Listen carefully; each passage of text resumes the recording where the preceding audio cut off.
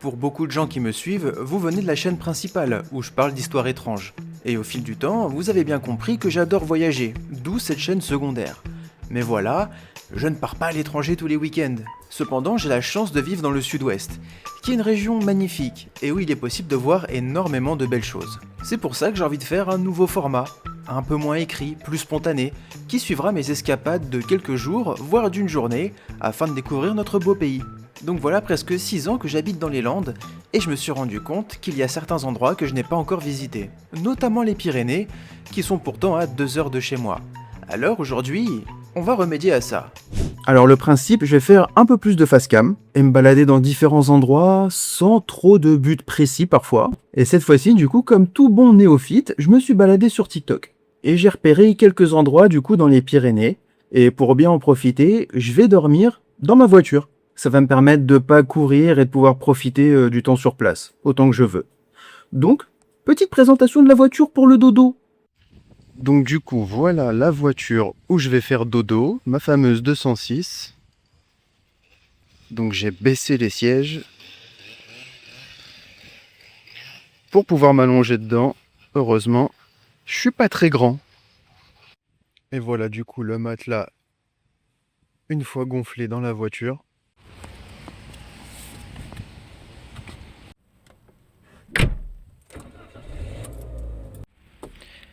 Et ben, c'est parti!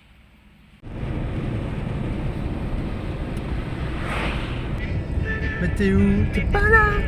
Mais t'es pas là. Mais t'es où? T'es pas là. Mais t'es pas là. Alinero to me go. Atina to be. Elle me répondait ton nom est bella. Et bon amana sobadelda. Quand on fait la Java le samedi à Broadway, ça swing comme à Meudon.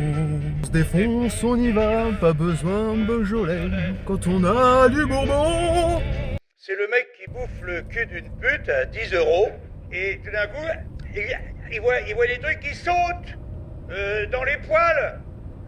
Alors il dit à la pute, il dit, dis donc, ce serait pas des morpions ça? Et la pute elle lui dit, bah pour 10 € tu voulais pas des gambas quand même? Pas mal.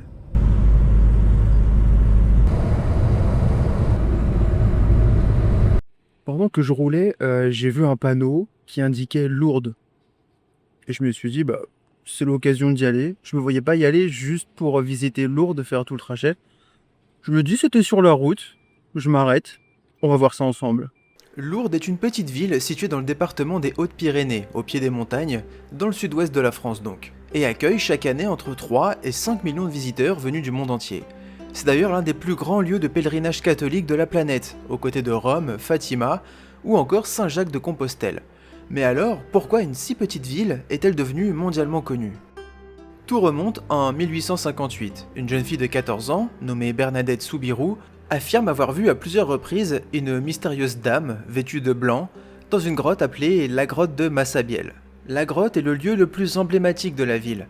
Avant les apparitions de 1858, il ne s'agissait que d'une simple cavité rocheuse, située sur les rives du Gave de Pau, fréquentée par les habitants, mais sans importance particulière. C'est ici que Bernadette Soubirous affirme avoir vu la Vierge Marie à 18 reprises. Aujourd'hui, la grotte est devenue un lieu de recueillement mondial. Des millions de pèlerins viennent y prier, toucher la roche polie par des décennies de passage, allumer des cierges et cueillir l'eau provenant de la source qui jaillit toujours au pied de la grotte. Pour les croyants, elle représente un lieu de foi et d'espérance. Pour les visiteurs, c'est un site chargé d'histoire et de mystère. Au total, Bernadette raconte avoir vécu 18 apparitions, entre le 11 février et le 16 juillet 1858. Lors d'une de ces apparitions, la jeune fille explique que la dame lui demande de creuser le sol. En grattant la terre, une petite source d'eau jaillit. Au départ, il ne s'agit que d'un filet de boue, mais la source devient rapidement abondante. C'est cette eau qui fera la renommée de Lourdes. Très vite, des personnes affirment avoir été guéries après avoir bu cette eau ou s'y être baignées.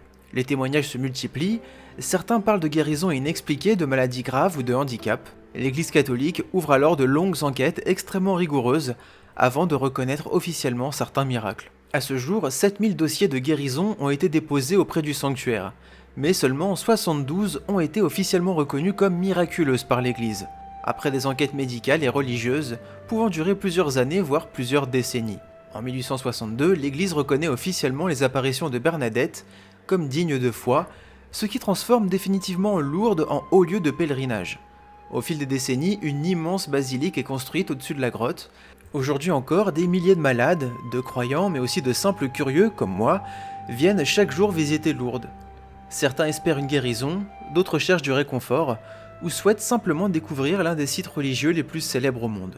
Que l'on soit croyant ou non, Lourdes reste un lieu chargé d'histoire, de spiritualité et de mystère, dont la réputation dépasse largement les frontières françaises. Après cette parenthèse à Lourdes, il est temps de reprendre la route en direction du lac de Gaume. En quittant la ville, les paysages deviennent rapidement plus montagneux, et l'on s'enfonce peu à peu au cœur des Pyrénées, en direction de Cauterets, point de départ de cette nouvelle aventure. Allez, c'est parti pour la randonnée. Il y en a pour à peu près 1h10 de marche. Je vais voir ce que j'en pense.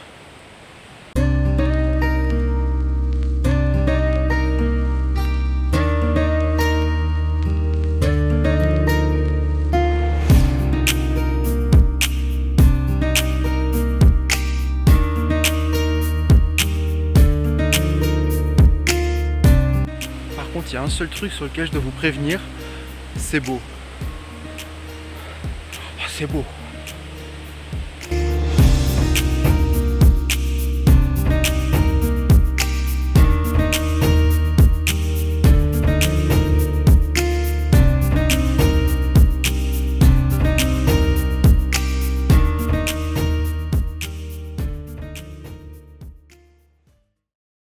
Bon, petite update. J'en chie un peu. Ouais, j'ai plus l'habitude de l'effort physique. Et bah vraiment, la randonnée en valait la peine parce que la vue, ce que je vais vous montrer, ça rend même pas hommage à ce qu'on voit en vrai.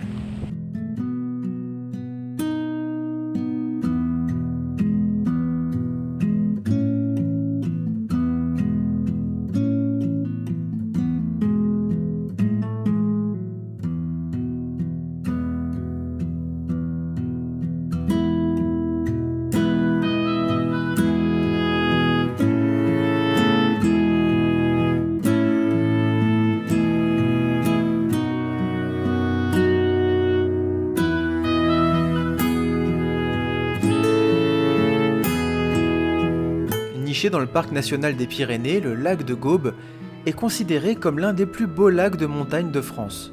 Réputé pour ses eaux d'un bleu intense et son cadre spectaculaire, il est dominé par les sommets du massif du Vignemale, qui culmine à 3298 mètres et constitue le plus haut sommet des Pyrénées françaises. Après la montée, l'arrivée au lac de Gaume offre un spectacle qui récompense largement les efforts fournis.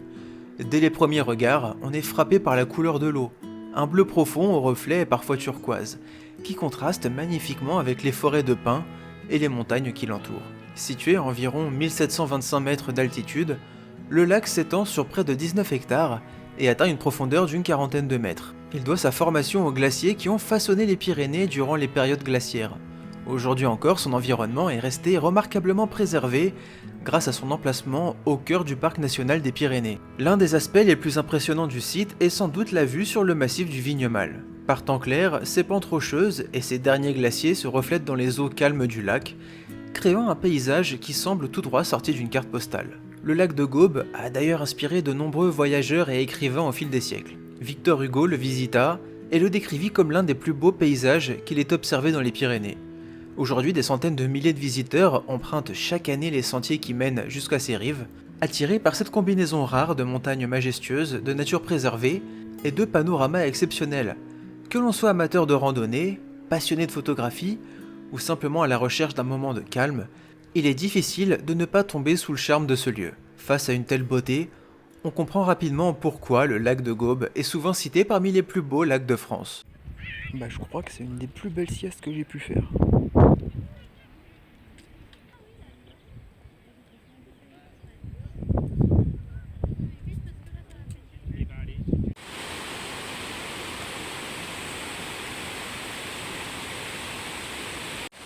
Alors là, je suis en train de redescendre et le temps il a complètement changé. Il s'est mis à pleuvoir et c'est tout brumeux, tout nuageux. Donc il était temps de rentrer à la voiture. Et bah du coup, c'était bien cool. C'était bien cool. J'en ai un petit peu chié au début pendant la montée parce que je suis plus habitué à marcher. Pour le coup, il faisait chaud, je transpirais ma race. Donc c'est 1 heure aller, donc 1 heure retour. Et je suis resté 2 heures sur place et comme vous avez vu, c'est très beau. C'est très très beau. Et j'ai même tapé une sieste. Je crois que c'est la plus belle sieste que j'ai fait de ma vie, pour le coup. J'ai fait un bon dodo, je me suis réveillé avec cette vue-là, incroyable. Oh, maman. Donc voilà, c'est un régal. Là, je me suis posé dans un endroit un peu tranquille pour dormir ce soir, dans la voiture. Et puis on reprend demain. Après cette première découverte des paysages pyrénéens, je reprends la route pour rejoindre l'un des lieux les plus emblématiques de la région, le cirque de Gavarnie. Situé au cœur du parc national des Pyrénées, à quelques kilomètres seulement de la frontière espagnole, ce gigantesque amphithéâtre naturel a été façonné par des milliers d'années d'érosion glaciaire. Classé au patrimoine mondial de l'UNESCO, le cirque de Gavarnie impressionne par ses falaises, pouvant dépasser les 1500 mètres de haut, et par sa célèbre grande cascade, qui chute sur près de 400 mètres. Un décor qui promet d'être l'un des moments forts de cette découverte des Pyrénées. C'est quand même dingue de se dire qu'avec tous les voyages que j'ai fait jusque-là, ça fait quand même partie des plus beaux paysages que j'ai pu faire de ma vie. Et c'est à 2 heures de chez moi. Incroyable.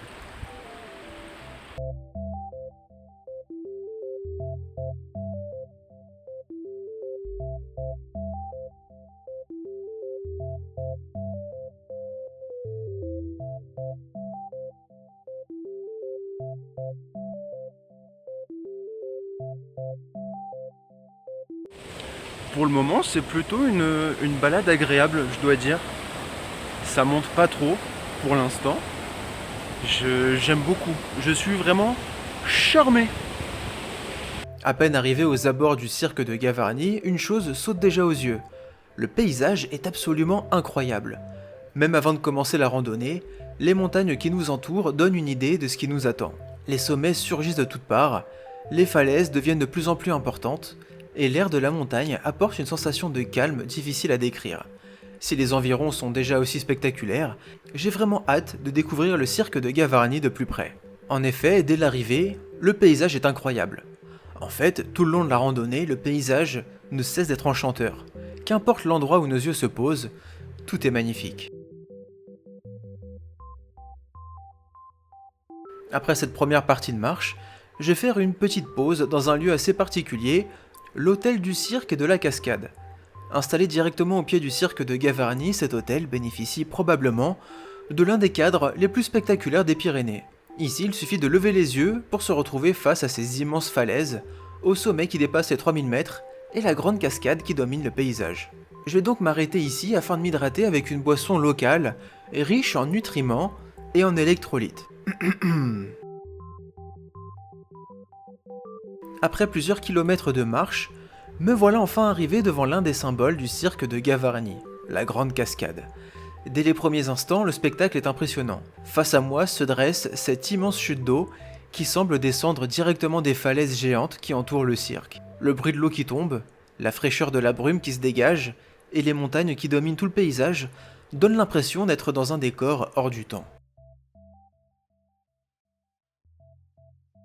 Avec une hauteur d'environ 423 mètres, la grande cascade de Gavarnie est considérée comme la plus haute cascade de France. Elle est également l'une des plus hautes d'Europe. Son eau provient principalement de la fonte des neiges et des glaciers situés sur le versant espagnol du massif du Mont Perdu, avant de parcourir un long chemin souterrain vers la montagne. Un détail impressionnant est que la cascade est composée de 2 grandes chutes successives, une chute supérieure et une inférieure. En observant ces falaises de plus de 1500 mètres de haut, et cette cascade, qui plonge au milieu de ce gigantesque amphithéâtre, on comprend facilement pourquoi Gavarnie est considéré comme l'un des plus beaux paysages des Pyrénées. Ici, difficile de ne pas s'arrêter quelques minutes, simplement pour admirer la puissance et la beauté de la nature.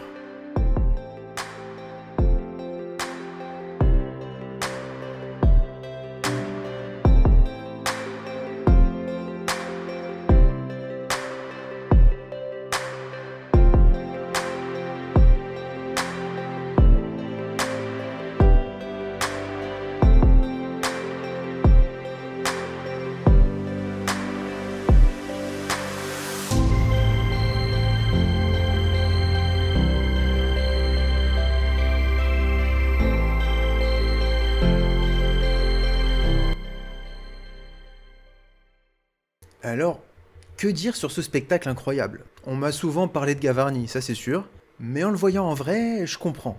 J'ai pas mal voyagé, j'ai fait à peu près à l'heure actuelle 17 pays si mon compte est bon, et je crois que ça fait partie des plus beaux endroits que j'ai pu voir. C'était une sortie presque à l'improviste, et je l'ai fait vraiment en tant que néophyte. Je sais que c'est des randos faciles, mais moi je suis débutant, je suis vraiment un néophyte. Et au moins je pense que cette vidéo elle est accessible à tout le monde.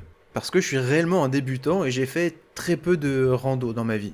Alors j'ai peut-être pas les bons termes, ni le bon matériel, il y a peut-être même des endroits encore mieux que ceux-là, qui sont très connus, mais j'aime bien le fait qu'on puisse s'identifier.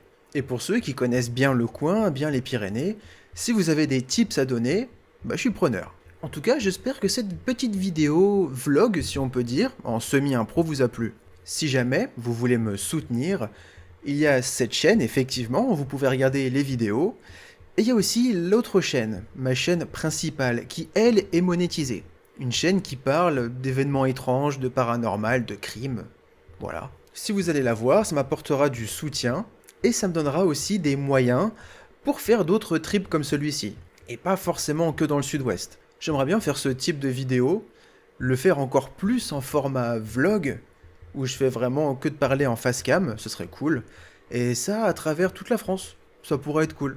Donc je vous laisse donner un avis en commentaire, et sur ce les amis, moi je vous dis à très bientôt pour de nouvelles vidéos.